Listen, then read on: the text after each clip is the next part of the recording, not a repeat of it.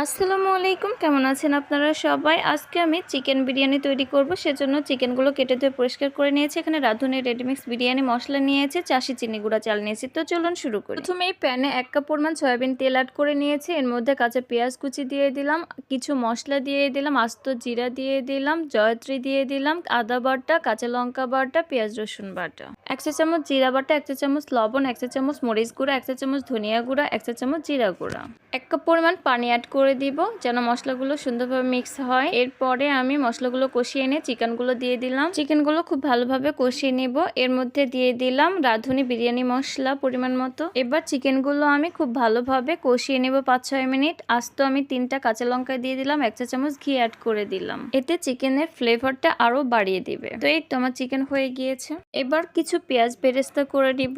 এর মধ্যে আমি তেল অ্যাড করে দিলাম, মশলা ও কিছু কাঁচা পেঁয়াজ কুচি দিয়ে দিলাম। এখন আমি পানি ঝরানো পোলাও চালটা অ্যাড করে দিলাম। চালটা খুব সুন্দরভাবে ভেজে নিব। এখন যেহেতু আমি এখানে 2.5 পট চাল ইউজ করেছি, সেজন্য আমি 5 পট গরম পানি অ্যাড করে দিলাম ও 1 চা চামচ স্বাদ মতো লবণ দিয়ে দিলাম। পানিটা হাফ শুকিয়ে গিয়েছে। এর মধ্যে আমি এখন চিকেনগুলো দিয়ে দিলাম।